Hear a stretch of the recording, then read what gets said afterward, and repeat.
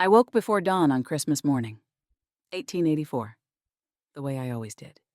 The house was silent except for the winter wind against the windows and the creak of floorboards under my feet. I'd lived in this house for 25 years. I knew every sound it made, every place it settled. We'd grown old together, this house and I. The kitchen was cold.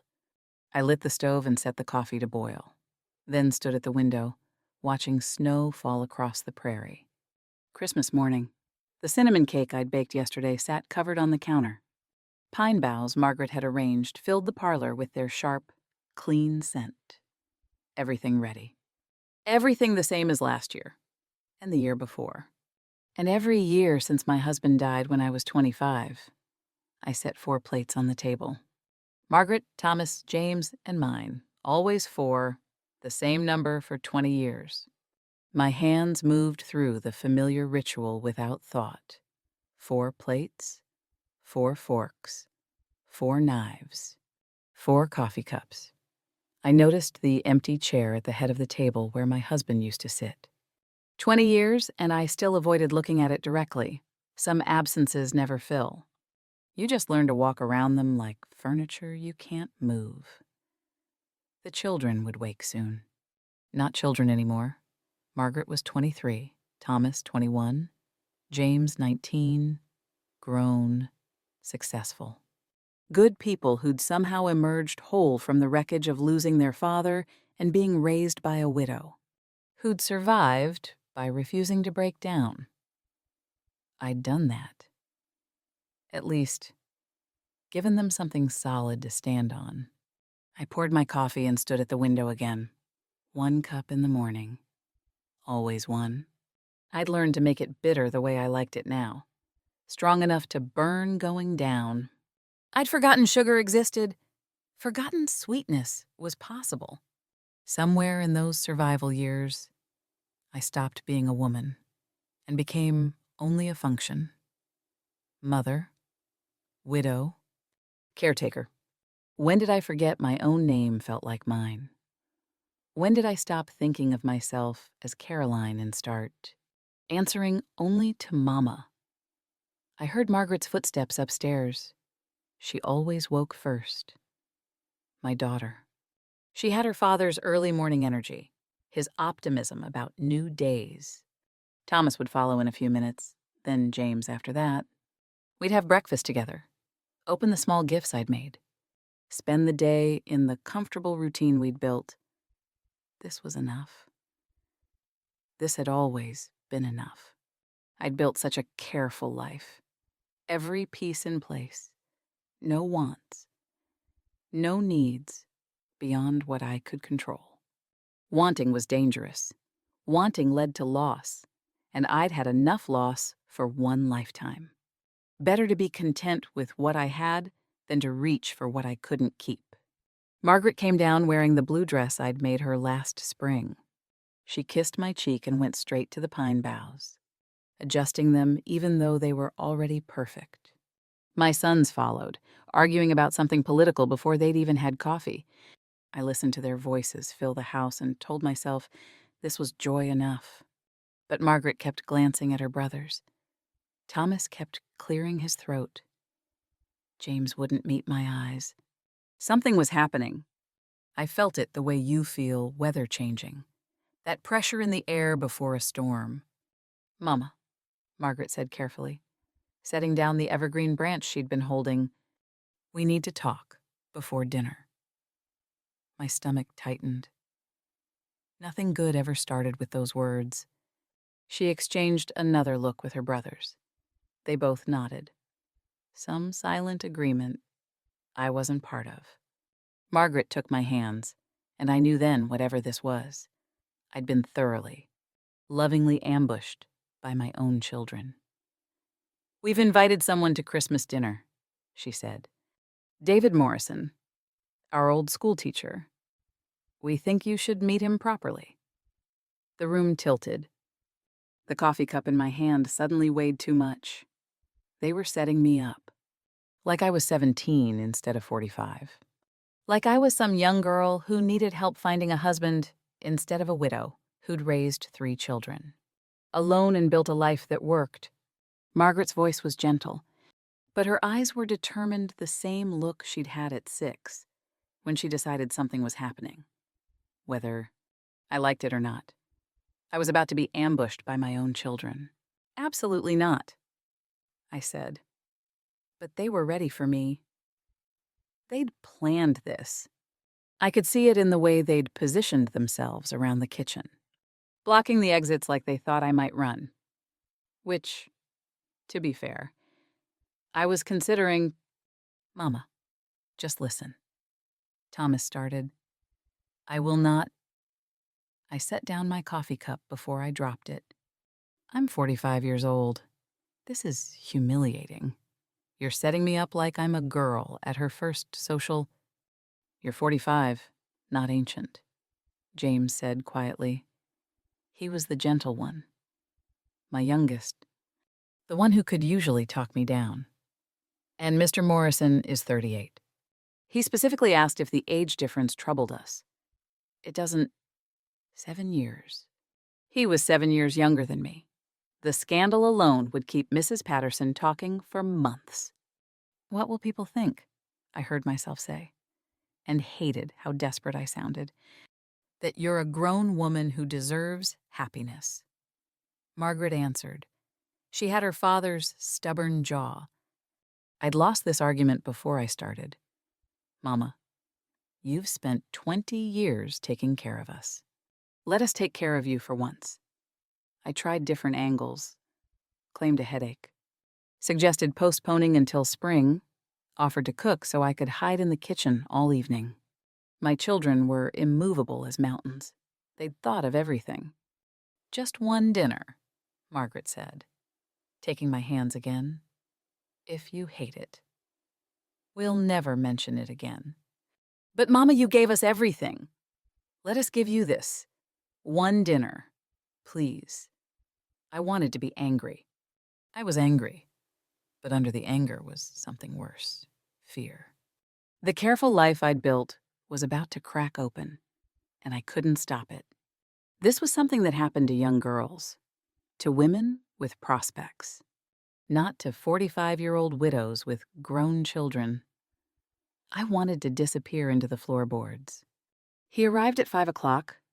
I'd spent the day in a state of barely controlled panic, changing my dress 3 times before settling on the gray one that made me look appropriately maternal and uninteresting. My hair refused to cooperate. My hands shook buttoning my collar. I was being ridiculous.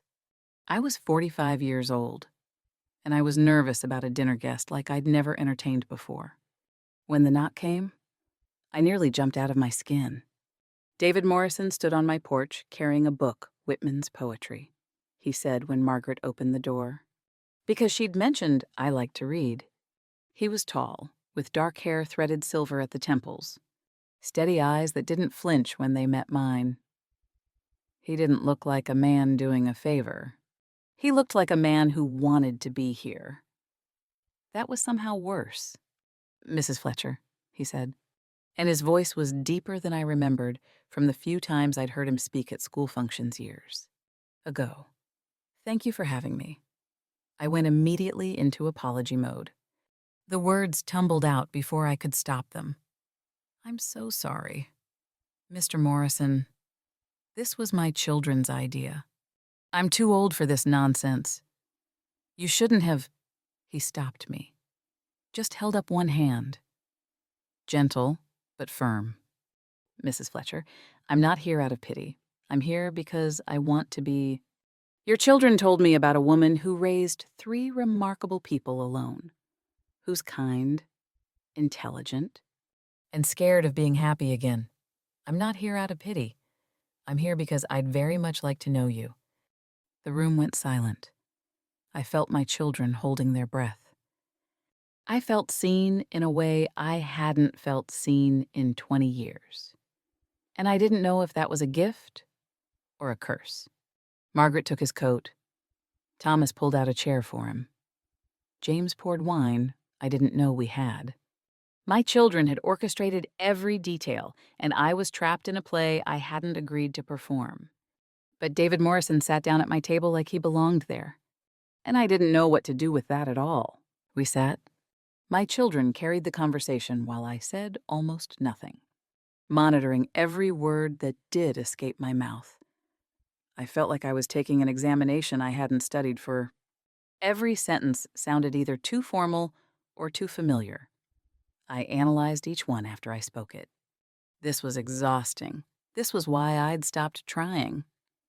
David talked easily with my children. He asked Thomas about his work at the mining office, listened carefully when James explained a legal case he was working on, discussed literature with Margaret like her opinions mattered as much as his own. He was a natural teacher, drawing people out, making them feel heard, and he kept including me. What do you think?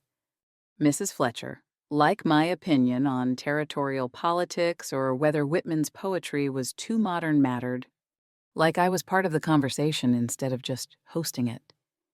I noticed things despite myself. How he listened, truly listened when my children spoke. His attention focused entirely on whoever was talking. How he mentioned his mother with tenderness when James asked about his family. How comfortable he seemed in his own skin. No nervous energy or need to fill every silence. That kind of ease felt foreign to me. I'd been tense for so long I couldn't remember what relaxed felt like. After dinner, my children suddenly needed to take a walk. In December, in the cold.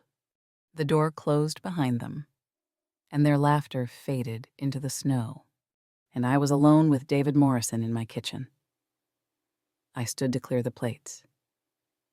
He stood to help. I told him guests don't clear tables. He ignored me and carried the dishes anyway. The silence stretched. I counted the seconds, 10, 20, 30. He didn't try to fill it with nervous chatter. Just dried the plates I washed and stacked them carefully in the cupboard. Finally, he spoke. I imagine this feels ambush-like. Your children love you fiercely. I could have denied it. Should have made polite noises about being happy to have company. Instead, I heard myself say, "It feels strange. I'm not." The words wouldn't come. I didn't know what I was trying to say anyway. David set down the dish towel. May I be honest? Mrs. Fletcher. I nodded, not trusting my voice. I've been widowed 3 years, he said quietly. I know what it's like to wall yourself off. To decide that surviving alone is easier than risking anything else. Your children thought we might understand each other. And I find I'd like to try. No expectations, just conversation. Perhaps another dinner. If you'd allow it, I should have said no. Should have thanked him politely and sent him on his way. Protected the careful life I'd built. Instead, yes, fell out of my mouth before I could stop it. Just one more dinner. Then we'd see. He smiled, and something in my chest loosened. Thank you, Caroline. He'd used my first name. Not Mrs. Fletcher, Caroline. I'd been mother for so long, I'd forgotten my name could sound like an invitation. My children returned pink-cheeked and triumphant. I glared at Margaret. She just kissed my forehead, utterly unrepentant. That night, lying in my locked bedroom, I realized I'd agreed to something that terrified me.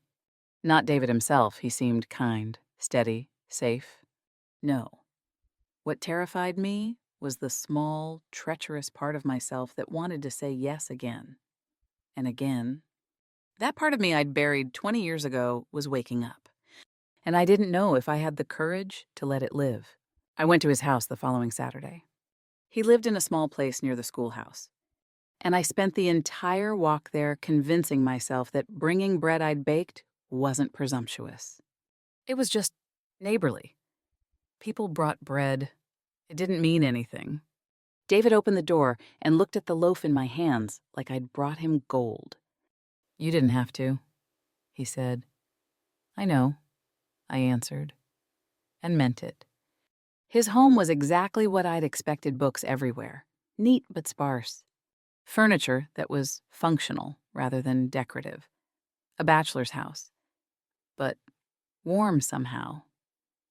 Lived in. The lamps were already lit against the winter dusk, and a fire burned in the small hearth. We talked for 3 hours. About teaching, about raising children, about the territory's future. He had opinions I disagreed with. I told him so. He laughed and argued back, clearly enjoying the debate. When had someone last enjoyed me disagreeing with them? January passed. David began appearing at my house regularly. He needed Margaret's recommendation on a book. Could he stop by? He'd found a newspaper article about mining. Legislation Thomas might find interesting. Did I think James would have time to answer a legal question? Each visit included a moment with me. Brief, unthreatening, persistent. How's your garden planning coming? Caroline. Did you hear the sermon Sunday? What did you think of the Reverend's interpretation? This. Weather. Do you think we'll see spring before April? Nothing invasive. Just presence. Just a steady accumulation of small conversations that added up to something I couldn't quite name. I started counting things without meaning to. How many times he smiled often. How many times those smiles reached his eyes always. How many times he looked at me like I'd said something genuinely interesting more than I'd expected. When I realized I was counting, I tried to stop. Couldn't. I caught myself listening for his knock on Saturday mornings. Setting out the good tea instead of the everyday stuff. Wearing my blue dress instead of the gray. I told myself the blue was just cleaner. The gray had a stain. These were the lies I told myself in the mirror while pinning my hair more carefully than I had in years. I was furious with myself for these small vanities. Couldn't quite stop. In late January, he asked if I'd walk with him to the general store. I agreed before thinking it through. The town would see us. People would talk. But his hand was steady under my elbow as we walked, and I found I could breathe through the exposure. Mrs. Patterson raised her eyebrows when we passed. I felt naked standing there on the street, but David just nodded politely and kept walking.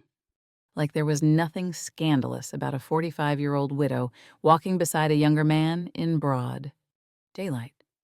On the way back, packages in hand, he told me about his wife, Anna. How she'd made him laugh. How the fever had taken her fast, too fast for goodbyes. How he still woke up sometimes, reaching for her across the empty bed. I found myself telling him things I hadn't spoken aloud in years. About becoming invisible as I aged. About how people stopped seeing Caroline and started seeing only Thomas's mother, or the widow Fletcher. About how lonely it was to disappear while still being present. You're not invisible, Caroline, he said, stopping right there on the snowy street. You've been hiding. There's a difference. First time he'd used my name. Caroline. Not Mrs. Fletcher. Caroline. I said it aloud that night in my empty house, Caroline, and heard a stranger's voice answer back. Maybe that stranger was who I used to be. Maybe she was who I could be again. The thought terrified and thrilled me in equal measure. Late February brought a cold that settled deep in my chest. Nothing serious.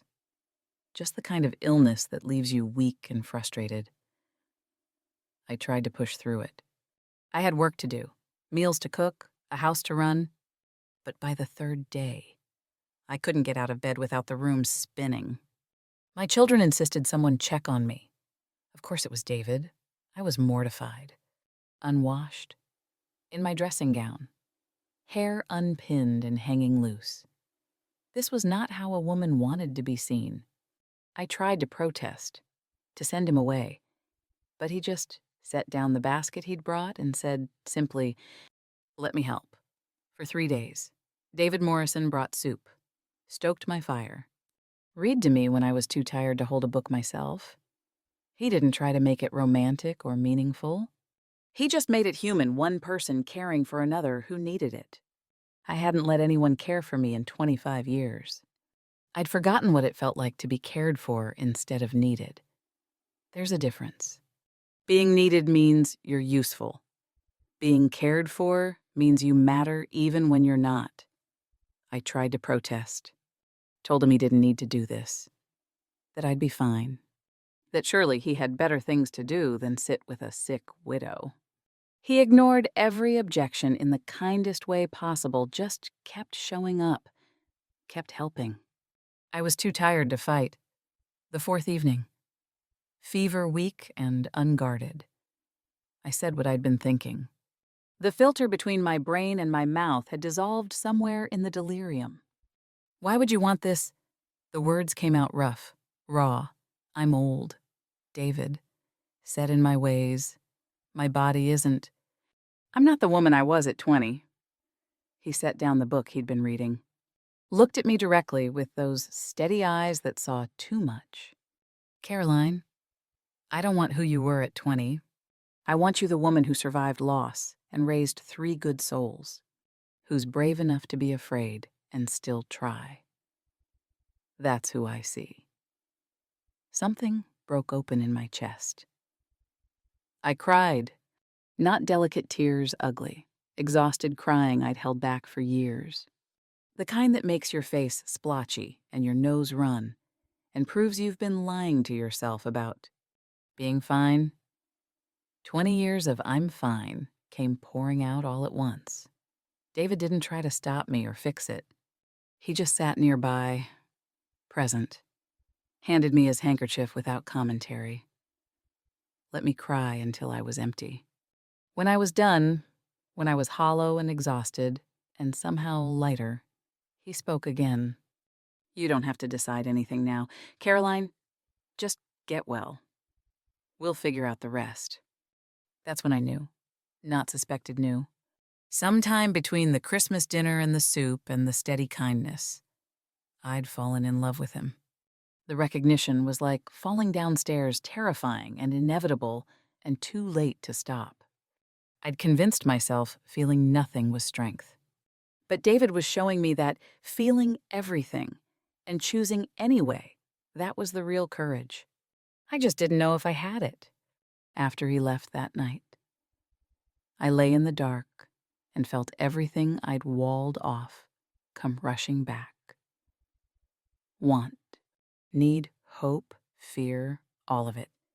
The walls I'd built so carefully were crumbling. And I was standing in the rubble, wondering if I was brave enough to build something new instead of just hiding in the ruins. March brought an early thaw. The creek swelled, overflowed its banks, and flooded the low ground near the schoolhouse.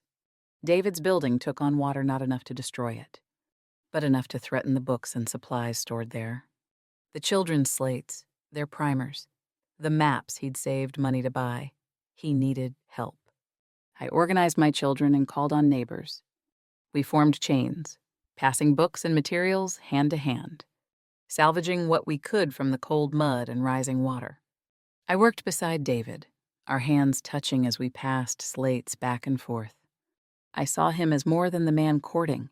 We saw him as the teacher who'd educated my children, who was fighting to protect these tools of learning for children who might not get another chance at education. My respect for him deepened beyond attraction into something solid and unshakable. There's something about working beside someone in crisis. You see who they are when things matter. David was calm, organized, grateful. He thanked every person by name. He worked harder than anyone, but never acted like his effort was worth more. I thought, this is a good man. Not just kind to me good. We took a break mid-afternoon, mud-covered and exhausted.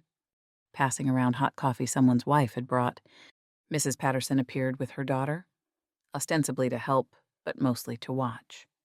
I saw her eyes track between David and me, saw her calculating our proximity, our familiarity. Quite devoted, aren't you? Caroline, She said loud enough for others to hear. A widow your age chasing after a younger man.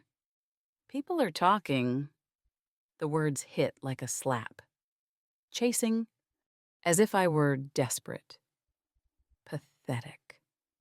As if wanting love at 45 was shameful. I froze. Started to step back, to put proper distance between David and myself.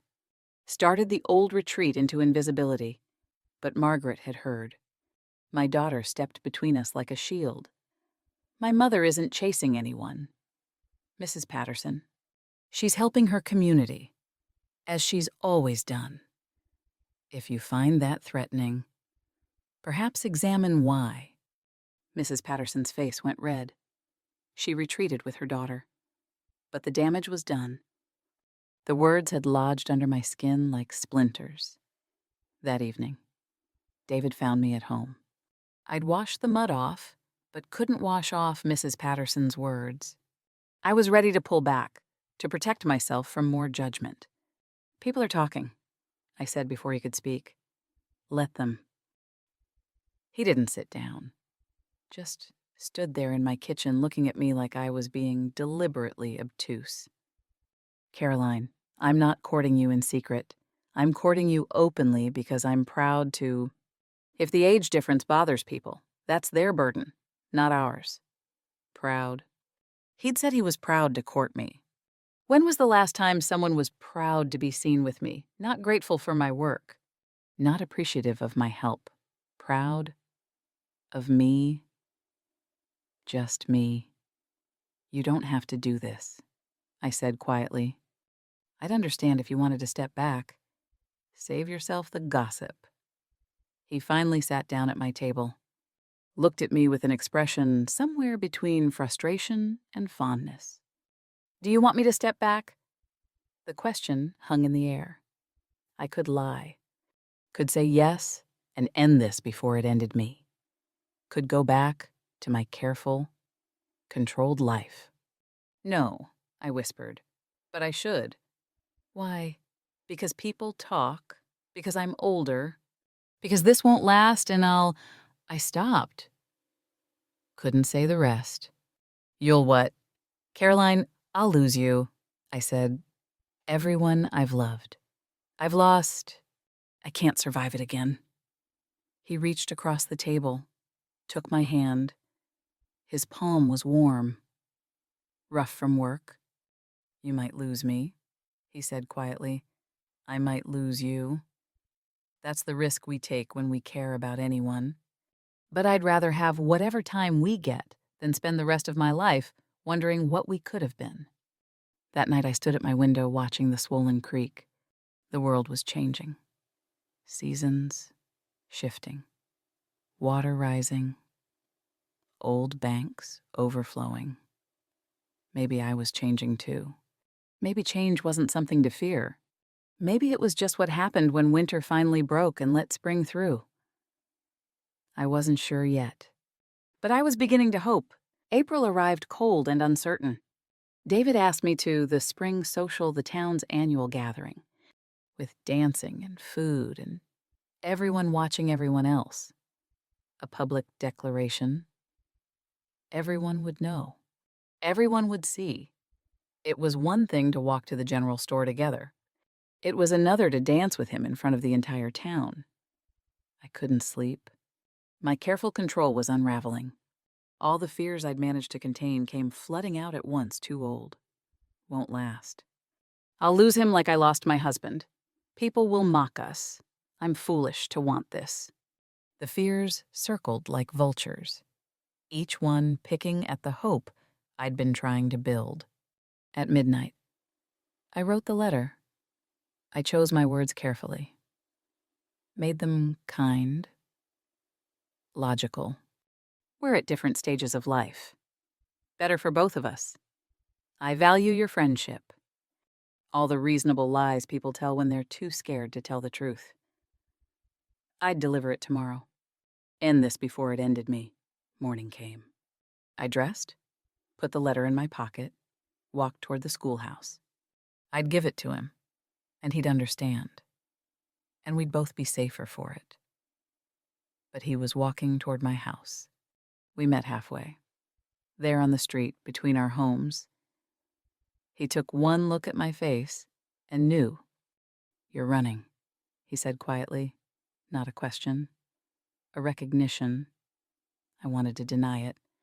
Wanted to pretend this was just a friendly visit, but I was too tired for more lies. "I can't do this. David." My hand went to the letter in my pocket. "I'm scared.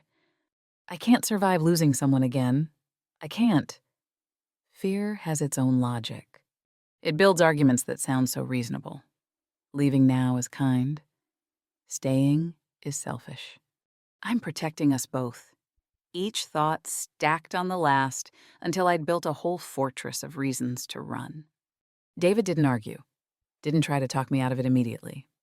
Just stood there in the cold April morning and let me speak my fear aloud. "I understand being scared," he said finally.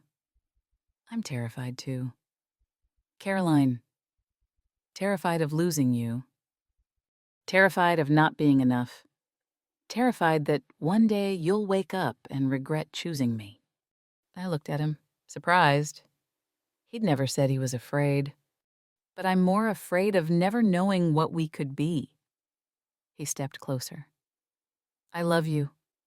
Not the idea of you. You. Your strength. Your sharp mind. The way you protect everyone you love. The way you argue with me about Whitman. The way you laugh when you think no one's listening. I love that you're cautious because you've been hurt. And I love that you're trying anyway. You don't have to be fearless, Caroline. You just have to be willing." The letter was still in my pocket. All those careful words, all that logical protection. "What if I'm not enough?" I whispered. "What if I'm too old? Too set in my ways, too—" "Stop." His voice was gentle but firm. "You're not too anything. You're exactly who I want. The question isn't whether you're enough. Caroline, it's whether you believe you deserve to be happy." The question hit like cold water. Did I believe I deserved happiness? Or had I decided somewhere along the way that my portion of joy was used? Up. That survival was all I got to keep? I looked at the letter in my hand. All those careful words, all that protection. Then I looked at David, at the man who'd shown up every day, who'd seen me sick and scared and sharp-tongued, who'd stayed anyway, who was standing here admitting his own fear instead of pretending to be certain. "I'm scared," I said again. "I know. So am I. This might not work. It might not. I might lose you. You might. I might lose you first. But Caroline, we could also have 50 years. We could have everything. Isn't that worth the risk? Safety isn't the absence of risk." I realized. It's choosing who you risk everything for. I tore the letter in half. Let the pieces fall into the muddy street. "Yes," I said. "It's worth the risk. You're worth the risk." He smiled like I'd given him the world. Maybe I had. Maybe we'd given it to each other. "Come to the social with me," he said. "Everyone will see." "Good. I want them to." I took his hand. "Then yes, I'll come with you." We walked back toward my house together, and I felt lighter than I had in 20 years. The fear was still there. I didn't think fear ever fully left, but it wasn't in control anymore. I was choosing, despite it. Choosing joy, despite the risk of loss. Choosing to believe I deserved this. I asked him to stay for coffee. He smiled and said he'd hoped I would ask. The day of the spring social. I dressed in my good dress, the deep blue one I hadn't worn in years, because it felt too bold, too visible. Margaret helped with my hair, pinning it up with the silver combs that had been my mother's. "You look beautiful, Mama," she said. I looked at myself in the mirror. 45 years old. Silver threading my hair. Lines around my eyes from years of squinting at the sun and smiling at my children and crying when no one could see. I looked like myself for the first time in years. That felt like enough. I'd expected to see someone too old, too worn. But the woman in the mirror looked alive. Present. Here. The lines around her eyes were proof she'd lived proof of laughter and grief and survival. When did I start thinking that was something to hide? David arrived at 6. He looked at me standing in my doorway and went very still. "You're lovely," he said quietly. "Not beautiful, not pretty. Lovely." The word felt true in a way the others wouldn't have. We walked to the social together. Every step felt like walking through water. Slow. Heavy. Hard. I could feel my heart hammering against my ribs. Everyone would see. Everyone would know. There would be whispers. Judgment. Mrs. Patterson's pursed lips and meaningful looks. But David's hand was steady under my elbow, and he kept leaning close to point out early wildflowers or to tell me something amusing one of his students had said. Making it normal. Making it ours. The church hall was already full when we arrived. Every head turned. I felt the weight of their attention like a physical thing pressing against my skin. Some people smiled warmly. The Reverend's wife nodded approvingly. The Johnsons waved. Others stared. Mrs. Patterson looked like she'd swallowed something sour. "Breathe," David whispered. I did. One breath. Then another. We danced. Not while I was out of practice. And David was no expert. But we moved together. And that was enough. His hand at my waist was warm and steady. The music was simple. I stumbled twice, apologized both times. He just smiled and said, "So did I." Between dances, we stood with Punch and watched other couples. My children kept appearing, checking on me, clearly thrilled with themselves. Margaret squeezed my hand. Thomas nodded approval. James looked relieved, like he'd been worried I'd bolt. Then the music paused. David set down his punch cup, took my hand. He led me to the center of the room. Everyone stopped talking. The musicians stopped playing. David was doing this here, now, in front of everyone. My heart stopped beating, started again too fast. "Caroline Fletcher," he said clearly, his voice carrying across the silent room. "You're the bravest, kindest, most stubborn woman I know. You argue with me about poetry.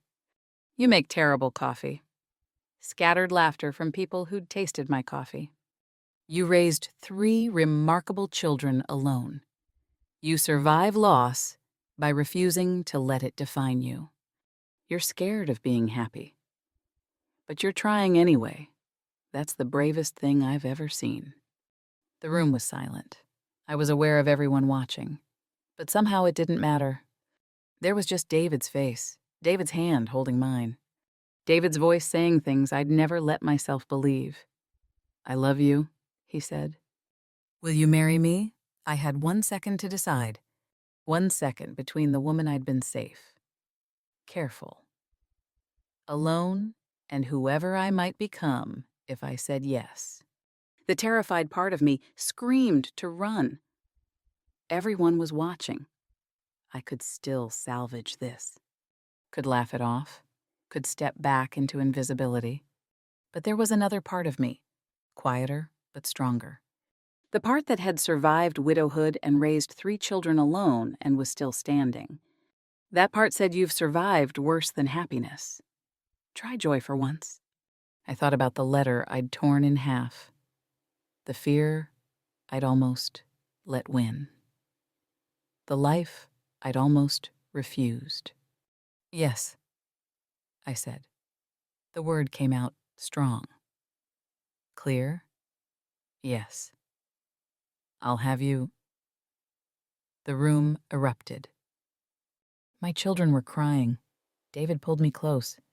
People swarmed with congratulations, handshakes, exclamations. In the chaos, I found his eyes. "Oh, thank you," he said quietly. "Just for me?" "No," I answered. "Thank you for waiting while I found my courage."